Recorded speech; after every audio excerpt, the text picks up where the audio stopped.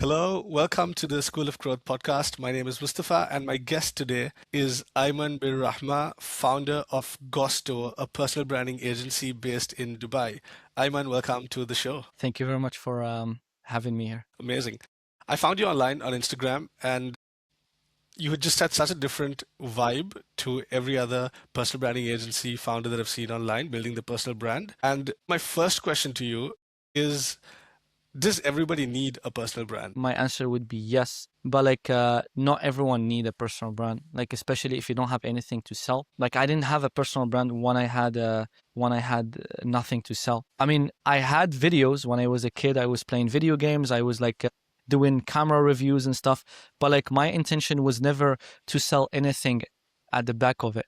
It was just me doing it because it was fun. It's like you playing video games or like driving a car. It's just like fun. But like a personal brand is something I would say for people who are serious about business and they want to scale something and they want to build a lot of trust with their audiences. Okay, so basically, if you don't have something to sell, it's not really worth your time investing into personal branding. That's what you're saying, right? I think if you don't have anything to sell, it means that you don't have a lot of value you're giving to the world. So maybe instead of focusing on building your personal brand and then you find that passion, maybe like focus or put that effort into finding what value you can bring to this world. And then once you have it, then you can build a personal brand around it. So let's say you onboard a founder or an entrepreneur to your agency. What does that process look like? How do you figure out what kind of personal brand they want to build? What should they talk about? It's very simple. Like the first thing we ask is, what is it that you sell? Right? And then based on what they sell, we create their personal brand around. We had a client, we scaled her from 4,000 followers to 1 million followers in like a year and a half. And we started with, what is it that you're selling? And she was selling a consultation. She had like a consultation business, communication consultation business. And then the entire content that we built was around showing her that she's the authority. She knows how to build teams and help teams to communicate better. And that's how she got the clients. The same thing for instance, even my brand. Like I didn't build my brand when I used to do videography and editing and script writing, whatever. No, I built it once I had this agency, which is building other people's personal brand. And my personal brand is me, or like showing me that I am the authority. I know what's a personal brand, how to get clients with your personal brand. We ask the clients what is it they want to sell, and then we build a 360 solution around it. And that's the personal brand, right? And how much of the content that you put out for founders or business owners is educational versus how much of it is storytelling or just entertainment? So in terms of the entertaining videos, we don't really do entertainment. Like I believe it's something it's good. I mean, it's funny. I watch a lot of funny videos on social media, but like I would never buy anything from someone who's making fun or like being a clown on social media, right? So like first of all, like we don't do any entertaining content. It's purely educational. We keep it very simple. 40% is quite niched content. Basically, we talk about, let's say you're an agency owner, or like let's say you're a coach and you're a life coach, right? Like the 40% is gonna talk about common beliefs, common problems, common goals of your ICP, your ideal customer. The 60% is gonna be very broad content. We're talking about super broad. Like we aim to get the virality out of these videos, but in the same time, these kind of videos, the broad videos, should always be around the life coaching or like the main core of the business that we're trying to sell. So it's like 40-60, I guess. What does your team look like? It's simple, bro. Like whatever a personal brand needs. So we have content researchers. These people basically, they look for content, they look for trends, they look for anything that might work for the clients. Basically, they come up with the strategies for our clients. We've got script writers. These people, script the videos, come up with the prompts, come up with the strategies for the clients to, speak in front of the camera. We've got a lot of editors. We've got CSMs, client success managers, and social media managers, people that post, come up with the shoots. And obviously, because we are based in Dubai, we offer also the videography. So like we're taking videos and film our clients in our studios. So Obviously, we have creative directors that will be with the clients during the shoots, helping them with the direction, helping them with the tonality, helping them with the facial expression. Because like social media, ChatGPT, YouTube, Google is the internet is basically accessible to everyone. We're no longer short on information. People are not hunting for the information. People are hunting for other people that deliver information for them. I got a lot of information and a lot of like studies from Alex Ramosi. But like certain people like to hear it from me because maybe they relate with my personal brand, maybe they relate with my personal story, maybe they're from third world country and they know that I'm coming up from a third world country, so they would like to listen it from me. So it's more of it's not information anymore. It's about the person delivering that. So that's why we work a lot on the delivery, the tonality, the facial expressions for our clients. So that's in a nutshell my team. Amazing. I want to take a step back and ask you, how did you close your first client? Oh, wow. I think 3 years ago, I used to work for a production agency. I was multimedia executive. Basically, I was a creative director, do videos, I film videos. My background is cinema, and I used to get paid $3,000, and that's like 12,000 dirham per month. And after I left, it took me like 6 months to close my first deal. And I remember, how did I land that client? I think it was outreach. Like we were sending a lot of messages to a lot of people, and someone resonated with that message. It was like a long text before even appointment setters was founded. And yeah, we were like sending a lot of messages. Maybe like we were sending like 200 messages a day to people that we might help. And yeah, that lady saw the message. She booked a call. I had a call with her. Our visions aligned, and we closed it. And it was like $6,000. And I was like, wow, like I just landed uh, $6,000. Like I used to get paid $3,000, and I just landed 2 months worth of my salary in literally 40 minutes. So that was like that was a big epiphany moment for me. It's like, wow, I see the potential of this. What advice do you give someone who's starting from absolute scratch with in terms of agency, not necessarily personal branding, but if you're just starting an agency business, what advice do you give them in terms of your first offer and your first client? First offer, like how to build their offer, basically? That's a good question. So I think a lot of people misunderstand what an offer is. A lot of people think an offer is a service, offer is a price, or maybe like a promise. But an offer is a combination of a lot of things. It's a combination of an outcome, like a desirable outcome. It's a combination of a timeline. It's a combination of a mechanism, like a unique mechanism, and a safety net, and basically the price. So what's an outcome is like you gotta think of what is it your client or like ICP or your ideal customer would wanna get.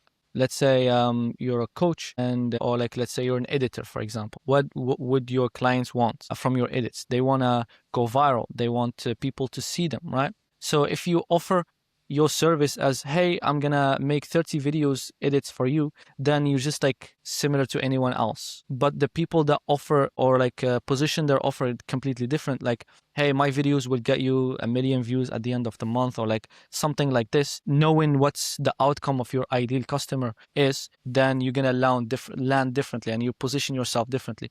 But then also there is the timeline, which is like, in what timeline I can get you 1 million views in a timeline of 90 days, or like in a timeline of 15 days, or like a week, or 4 hours, whatever, right? But then it comes to the unique mechanism. So what kind of unique mechanism you have that the market doesn't have? And then you come up with something new. Yeah, the way I edit is the fact-based editing, where like we prioritize facts and results and testimonials rather than effects and flashy edits, So like you already position yourself completely different. But then there is a safety net. So what if it doesn't work? Because like people right now, they have this kind of trust deficit. They don't believe anyone else on social media because there's AI and everyone is like scamming everyone, right? So like what kind of safety net you would give me, your offer will give me. So we've got a lot of safety nets, like work for free until you get your first results. Don't get paid until you're satisfied. Money back guarantee, working for free, like you pay me, but then if you don't get the results, I will work for free until you get. I take payment from every appointment I get you, or like every million I get you, something like that. That's the safety net. Like It works like a trampoline. So the client is going to invest with you. They're scared. They don't trust you. You land the safety net for them. And they feel like, okay, even if I fall, even if I fail, this guy is not going to let me go. It's not going to let me down, you know? So it works like trampoline. So yeah, and then you've got the price. And that's why like you got to price or your product really well or your offer really well. So this is like how to come up with an offer. Yeah. When someone's starting out, do you recommend that they price low to sort of break into the market? Or do you say price high and position yourself in a premium way from the get-go? That's a very good question, bro. Like, if you're starting out, just don't charge.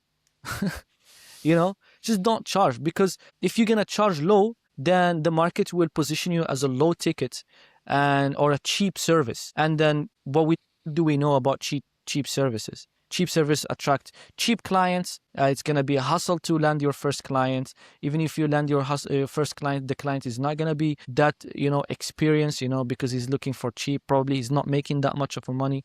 He's gonna give you a lot of headache, a lot of back and forth. It will ask you for discounts, right? So if you're just starting out as a service provider, I would highly recommend you to start for free, right?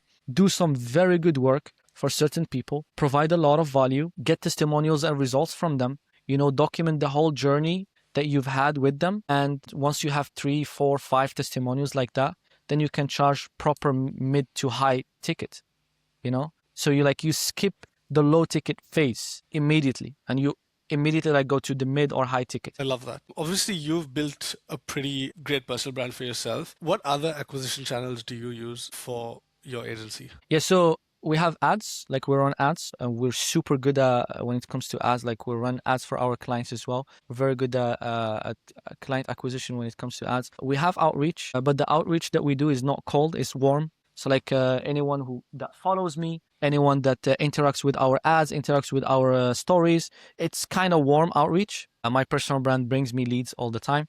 It's like people coming to my DMs, people commenting, people, like trying to ask for my phone number, or like they land into our landing page. But then also very recently we started doing YouTube, and we also like got some leads from that. And then obviously like referrals. Like a big part of our business is referrals. People happy with our service, they refer us to their friends, their family, partners, whatever. So ads, outreach, referrals, and organic. You mentioned YouTube for client acquisition. Because you run a personal branding agency and you specialize in short form right now, what is sort of the big difference between short form and, let's say, a long form channel like YouTube? Like if I am a founder of a business and if I have to choose between short form channels and a long form channel like YouTube, what should I choose when? I would say both. Like that's something I didn't do, unfortunately, at the beginning, but I would say both. So with the short form, it's super, super short to get a lot of attention. Like we have clients, bro, that we scale them from like 1,000 followers, 0 followers to 100,000 followers in like less than a month, like with 18 posts, right? But then the conversion is so low because like it's short form. People like you, people follow you. We might like find that like format that will convert for you in terms of like the vanity metrics, but it does not mean that we're gonna get you clients. With long form, what I have noticed is like if you get like, I don't know, like 1,000 views, that 1,000 views is going to be targeted. People like listening and finishing the entirety of the video. Like you have a high probability that some of those people will convert as leads immediately, especially if you're selling at the end. It's like the reason why is because just different psychology. Like you go in for short form or like go into like Instagram with an intention of spending 30 to 10 seconds per video. You're not willing to make any decision. Maybe you're here to, just get entertained. But with YouTube, the psychology is, okay, I'm going to invest more than 10 minutes to learn something that I need. And then let's say you're willing to start your personal brand and you want to learn about personal branding. The first thing is you're going to type, how to start my personal brand or how to build my personal brand. And then loads of people will pop up to you. And then once you watch them, everyone has his own unique mechanism. Everyone has his unique selling points. And then whilst you're learning, but like also like you're kind of trusting the guy because he's showing his personality, he's showing the proof. He has so much time to explain his philosophy, and you're gonna buy into his belief, right? So before you know it, you already trust that guy. And at the end, if he prompts you with like a CTA, you will end up either buying from him or like buying his course or like his service. So like that's how powerful the long form is. Yeah, I guess it comes down finally to how much time you end up spending with the person on screen. And so it's just so hard to match.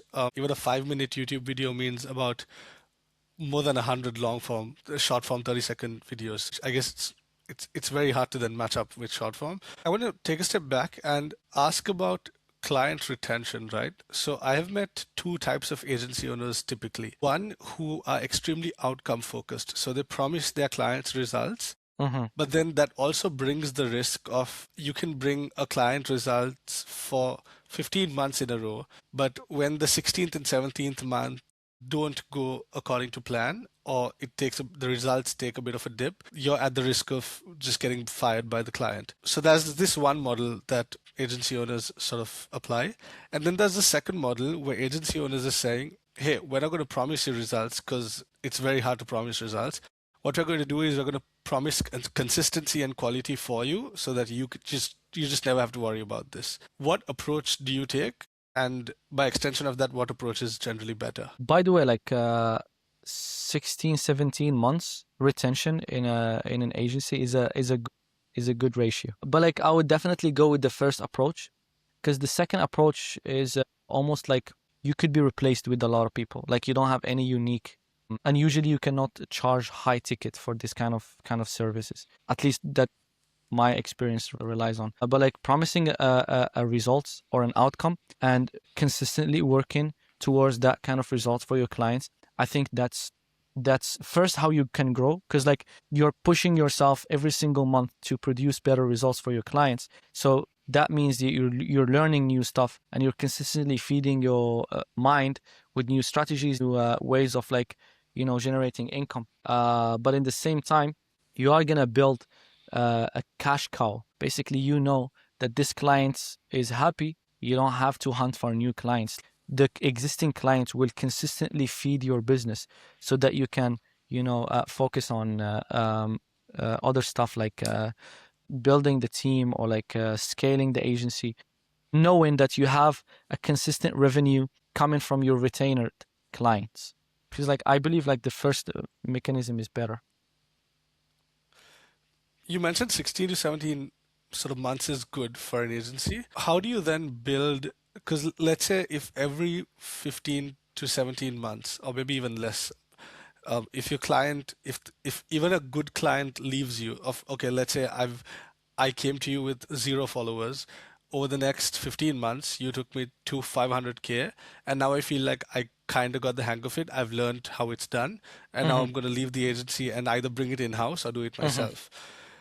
And so if the lifetime sort of relationship of a client spans about that much, if it has a limit of, let's say, X amount of months, then how do you build a predictable business? Because the whole point of the agency model is that it's steady growth of where you keep adding clients over time and then they stay with you. So your income sort of keeps compounding. Look, bro, like there's always people leaving your agency. It's no matter what, like there's always people leaving your agency. They will get the hang of your service and they believe, okay, they can do it in-house, which is totally true. Like that's totally fine. There is two mechanisms you can do. If you had a very good a good relationship with your clients and they want to go in-house, then you can downsell them to consultancy. So you can come up with a new offer. You teaching them, you consult with them, whatever. And I believe that it can work a lot better, because like it's going to be less fulfillment from your side. It's going to be on them. The results is going to be on them, but then their value is there. They know that you're good. They know that you've been delivering very good results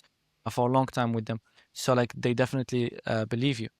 Yeah. Do you see that trend more as time goes on? Do you see a trend of people preferring in-house over agency though? To be fair, I recently had an experience which was I'm so happy that I documented. We had a client, we worked with him 2 years ago. We scaled his account from I think 5,000 followers to like 55,000 followers in like 18 days or 20 days, something like that. And it was purely content. We didn't do any marketing for him, right? Then what he did is like he went in-house. So he took like the ideas, the systems, and he went in-house. He had a team. They did it for like 2 years, but they couldn't grow his account at all. Like they started doing like some weird hooks, some weird like ways of like creating the content, which wasn't really helpful for him. Then after 2 years, last month he joined back. He came back, and it was like publicly in the video. He's saying like, my biggest mistake is like I went in-house and I left Ayman's agency, which was like a very good testimonial for us. But then also maybe like it answers your question. If you're a good agency, forget about being a service provider. If you're genuinely a good agency, you become a partner rather than just a service provider, you know? Like you will find ways to integrate your mechanisms to your clients' businesses, and they basically rely on your service consistently as if like you become a, you know, a third party department for their business, you know? If you do marketing, if you do content, if you do both, then they cannot like do it without you. But in the same time, they don't feel the urge of, okay, you know what, I'm just spending and I'm not really receiving any value. These guys are growing with us. So they charge us fairly. They charge us, I don't know, percentages as well. And they always like push us towards the next step. To be honest, this is what I believe, yeah. In your opinion, who's easier to retain, clients or team members? Or who's harder to retain? I think clients, yeah. Yeah. Team members, maybe I don't have a big experience in the entrepreneurial game. Like I've been doing it for 2 years now, but a lot of people would want to be a part of a community, right? And if you can guarantee two things for your team, they will never leave you. The first one is growth opportunity, either like mentally, either like in their skills. They need to see that working with you inside this company is giving them some sort of growth. And the second thing is give them a way where they can be credited for. Because like everyone wants to be like the hero story in someone else's lives, right? If you don't give them the credits, then people will just feel like, oh, I'm just another number. And if you can guarantee these two things, money growth, mental growth, skill growth, personality growth, and then also like a room for credits, you know what, this guy, like made our clients hit 100,000 followers with his scripts. This guy's edits are super amazing. Like for example, everyone, like every time or every day you come up with like a new credit score, like where you credit these people for their efforts, people love it, you know, and they're not gonna leave you. Is it hard finding good talent in the first place? Yes. Again, we go back and loop back to the personal branding. Like now, like for someone who doesn't have a personal brand, he's gonna rely on recruiting companies. He's gonna rely on LinkedIn. He's gonna rely on CVs. He's gonna rely on, you know, resumes, and he needs to read a lot of articles and like promises, whatever. But like once you have a personal brand, you can just like run a story, you know, and you get like loads of people trying to work with you, you know. And then you can bring a lot of qualifications steps. Like for example, for us, in order for a scriptwriter, let's say, to work with us, he needs to go through a serious qualification process. You know, he needs to provide 5 scripts, and he needs to film this Loom video, answer this, answer that, and then there is a high chance that we're not going to take them. So having a personal brand will definitely ease the talent acquisition, right? But to go back to your question, finding good talents is quite hard. What are your top 3, maybe 5 filters or checks you do before you hire someone? The first one is, I would say like 3. The first one is like where they come from. The second thing is, are they close to their families and their personal behavior? You know, like are they good people? Are they gonna listen? Are they gonna argue with everything? You know, are they willing to learn? And you can see it through the interview, right? The way they ask, like you trigger their ego, and then you see, you know, you just say like, okay, that's wrong. And then you see their behavior. Are they gonna listen, knowing that you're the expert and they're willing to receive your information so that they can grow? Or they're gonna argue, oh no, you know what, like they come up with some weird things. So we've got nationality, or like background, like personal mindsets, if they're close to their families, if they're close to their friends. Lastly, obviously, like the skill, their experiences, their expertise, and yeah. Can you elaborate on nationality? Like how does where they're from say, and what does that say about them? Big time. Okay. So like for instance, in terms of like appointment setters, you know, appointment setters, right? Yeah. We try to hire from third world countries, and like a small commission of like 1-2% is like from our service is like, I don't know, $700, $300, $400. You know, if we give that $200 to someone from a third world country, it feels a lot for him, right?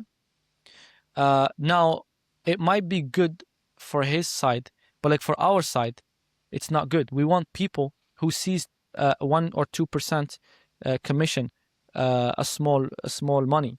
We want them to be hungrier so that they can close more and make the agency more money. So like hiring an appointment setter from the US who sees like making $1,000 a month is nothing is better for an agency like ours, right? In the other hand, hiring, for example, someone from Western Europe who does script writing or like, for example, account management or whatever is definitely better because like we know that these kind of communities, these kind of countries have a very developed educational system where teaches their students the time management, following a deadline, strict deadlines. So we notice like with certain nationalities, you can notice like patterns, right?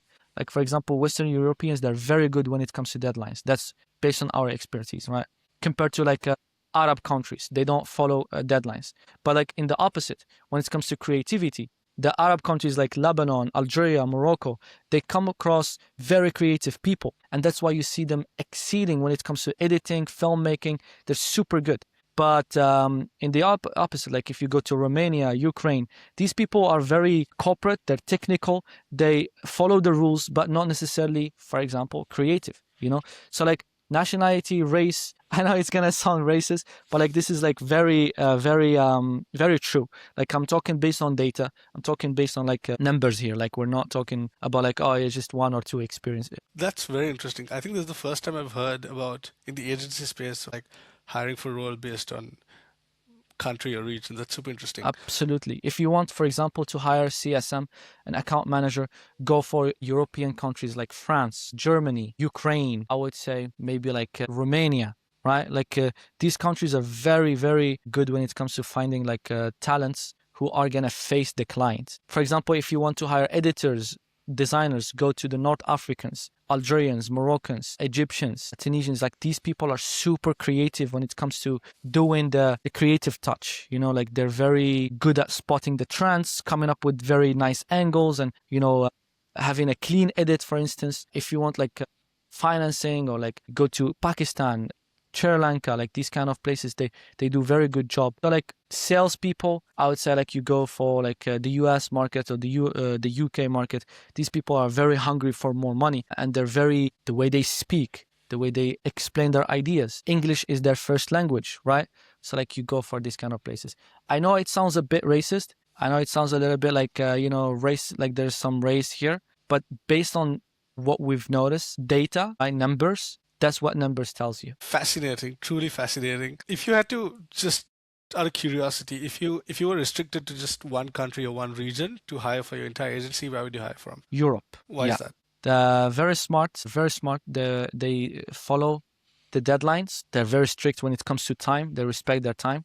And then also in terms of like facing the client, I think the Europeans are very good when it comes to like hiring. I think they're a bit expensive when it comes to like paying, but like you definitely get some very good talents when it comes to Europe. Yeah. What about talent in Dubai? Talents in Dubai. I know it's gonna sound a little bit bad, but like I genuinely don't hire a lot of people in Dubai simply because of the culture over there. So in Dubai, it's a lot of people. They don't. I don't know, man. Like based on what I've seen, like people want to do their own thing, and they go, like Rombo, solo entrepreneur. They like this kind of things, but then they will struggle. But in reality, what I've noticed, and based on my like 3 years of experience in business, I believe that in order for you to do something big and great, you gotta have a team around you.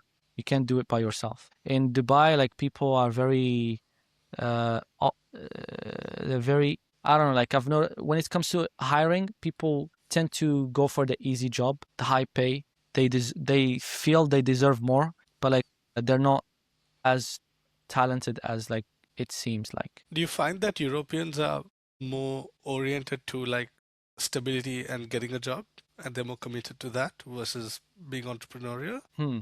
Yeah, yes and no. Like you can. I don't really have any experience. Like I can't remember any data, any numbers from my experience to give you the correct answer for this question. But like I've seen both. To be fair, I've got a lot of European friends. They're very entrepreneurial. They've achieved a lot of success. But also I have a lot of team members from Europe And same thing goes for like employees as well. Where are you from, by the way? You mentioned you're from a developing country originally. Where are you from? I'm originally from I'm North African. I'm from Algeria. Algeria, nice. And you've been in Dubai for how long? 4 years. Is there why do you choose to move to Dubai? Because it was very easy for me to get the visa to Dubai. Initially, I wanted to go to either Canada or France, but then like my passport isn't that strong, so I think Dubai UAE welcomed me, and I found my risk here. Nice. How much, interestingly, you just said I found my risk here. How much of faith do you operate on when it comes to business versus like mapping it out on your own? And how much is it like you leave it to faith? To be fair, that's something I'm not very proud of. I know that if I would get closer to God, I would get more risk. But then I guess I've been influenced a lot by social media and like big gurus. It's like you gotta work hard and you gotta do this. I know it's a part of the journey, but I also believe that, and this is like so true, man. Like Mustafa, this is so true. The months that I'm the closest to God are the months that we make more money by far. It's like it's just crazy. Like the months I'm consistently waking up for Fajr and not going back to sleep. I'm reading Quran and giving a lot of charity. Those are the months that we make loads of money. And the months that I'm kind of like, still hardworking, but like kind of slacking on my salah or like not really like as a strong Muslim as I used to. What brings you to those months of like being closer to God? Like what changes where you tend to do those things, and then what makes you stop? Very good questions. It's fear. I don't have it, alhamdulillah. But like when I first started, I was afraid to fail. I was afraid to not succeed. What people would say about me? Like they all see me, I'm a hard worker. I preach, hard work and still failed in this business. So I used to tend to go back to God a lot, very closely. But like, yeah, like I think it was fear. I don't have it anymore. Like I was like trying to heal myself when it comes to this, because like God Himself asked us to not be afraid. Like this is one of the most repetitive words, like do not fear in Quran. And yeah, I just took it. It's nice.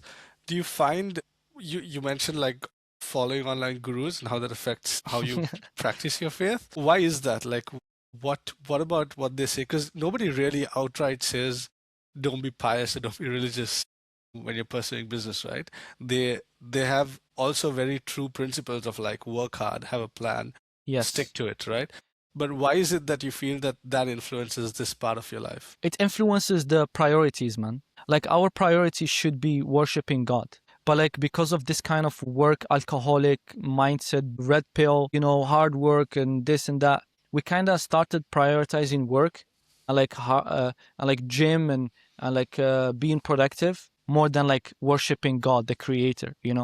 And that's like the influence I was talking about. Like How do you look at contentment in life? Like, does it take I have no idea, man. I have no idea. Like a lot of people ask me, like, are you happy or are you content with whatever you're doing? I've got no idea. Like, am I happy? I'm grateful. Am I happy? Yes, if I watch a funny video, I might like smile, or like when I pat my cats. But like, am I consistently happy?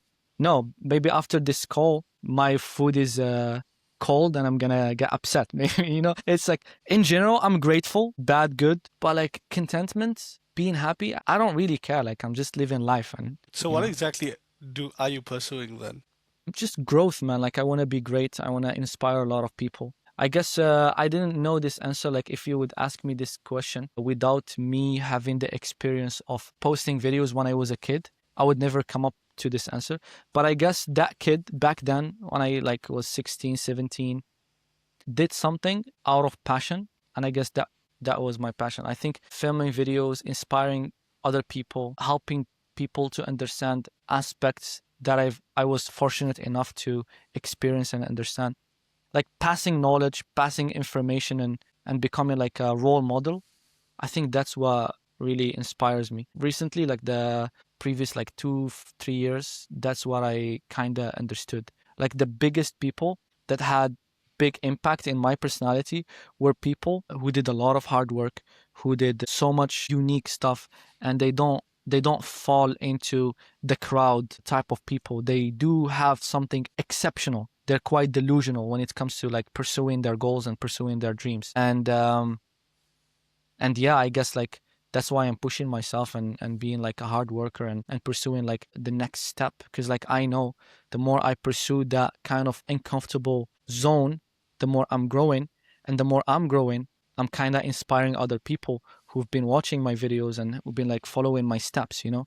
So like the hard work, the harder the life gets, the more fulfilled I get, because I'm creating that kind of unique state of mind that will inspire other people. I don't know. I don't know if I landed the answer. You mentioned when you're hiring people, the second thing was mindset slash the relationship or closeness to family. Why does that matter in how they show up to It's work? bro, it's super important. Super important.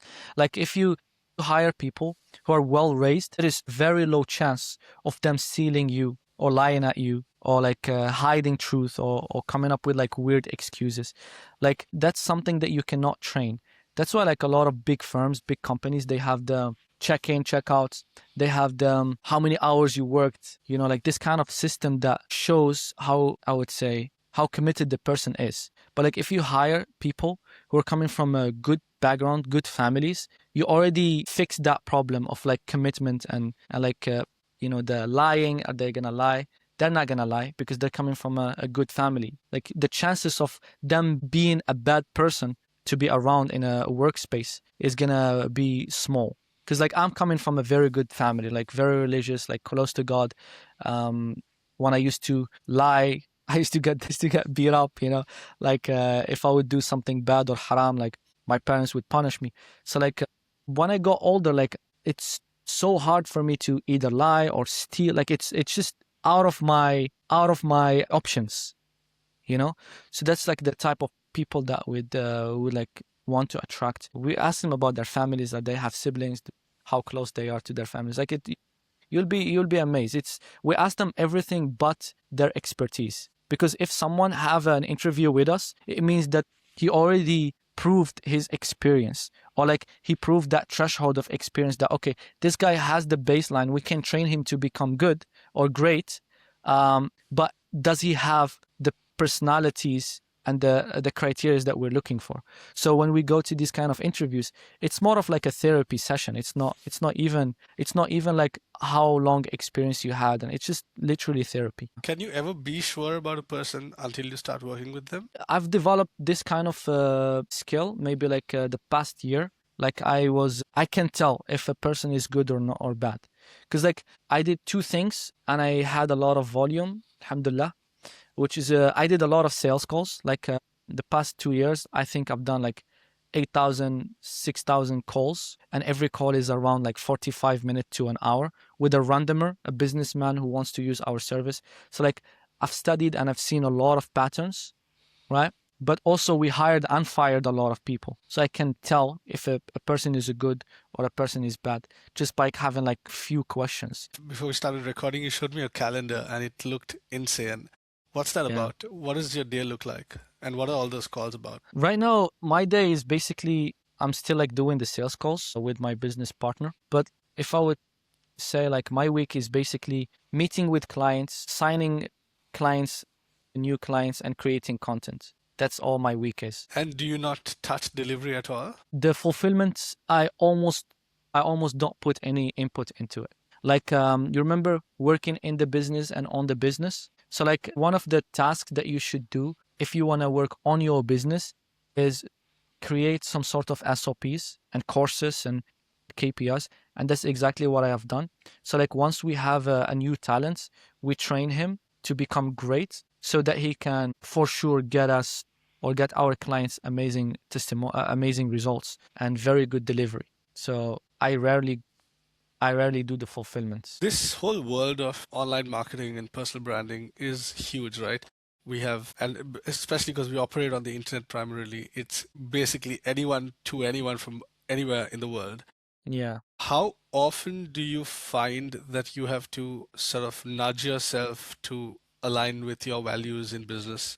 Because, like you said, there's so many people preaching 100 different things. There's so many kinds of businesses that you can work with. There's so many when it comes to hiring. Like, how hard is it? I'm not going to say hard because you look like a guy who's very tune with what, like you have a lot of clarity about what your values are and values aren't.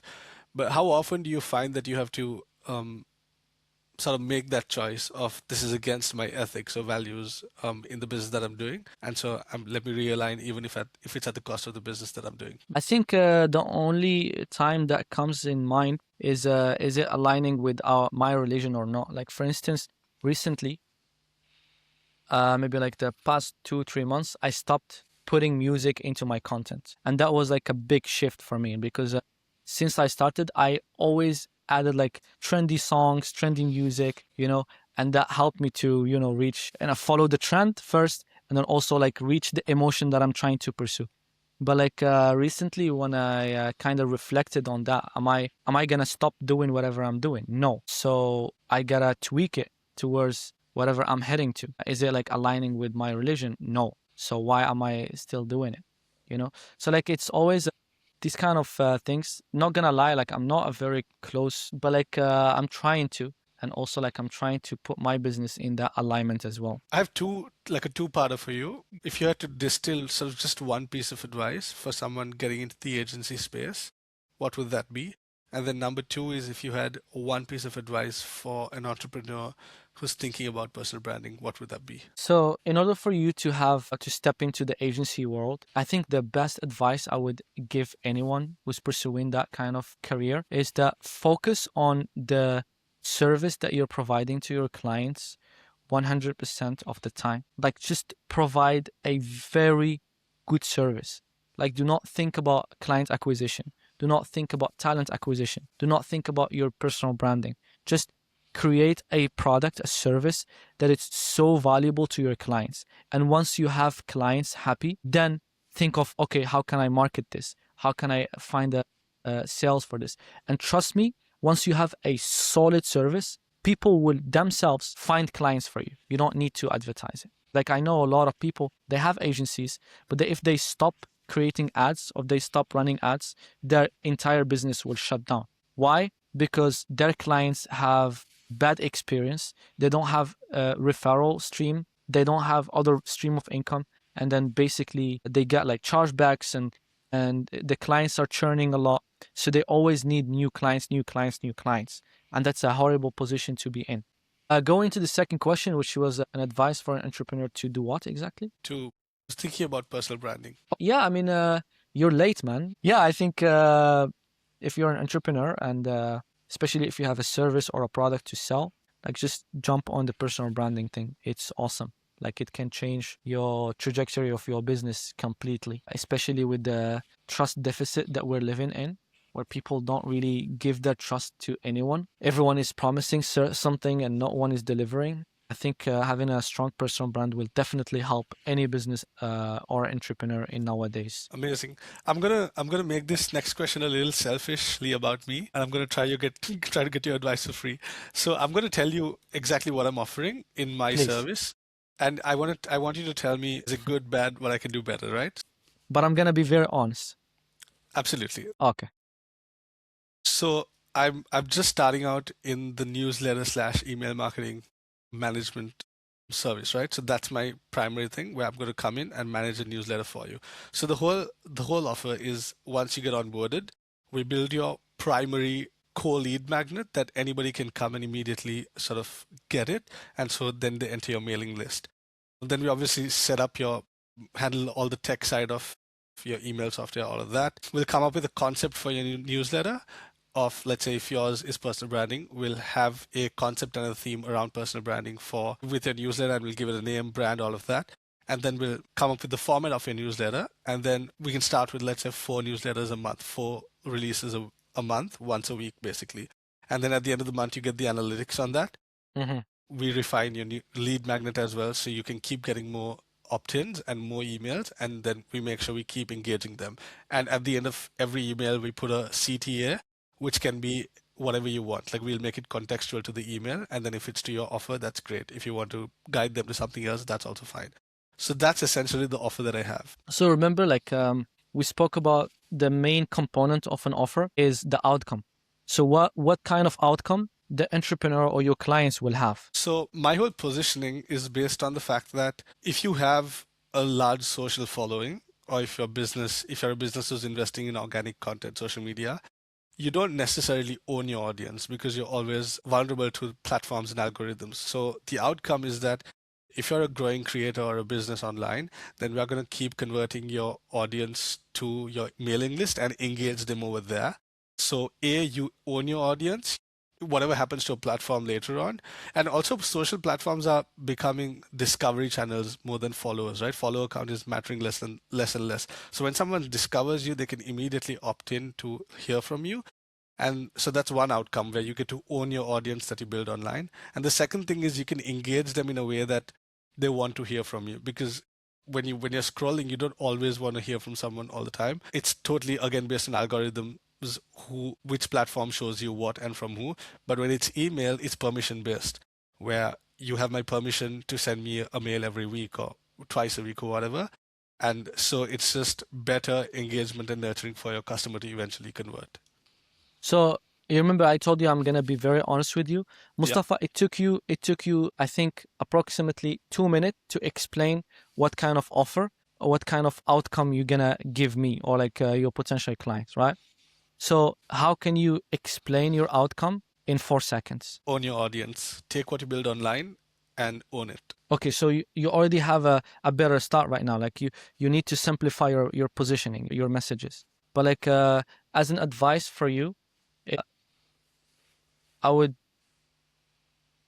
say just do good job for your clients. Like get to the point that your results are very loud and super good to your clients, to the point that you can stop selling and just like showing that, hey, this is my clients and I got him this, and this is another client I got him this, and this is another client I got him this. Do you want the same? And then people will give you their money. It's like you just operate on the proof and the results rather than explaining and describing what you do and having like 2 minutes to explain what you offer.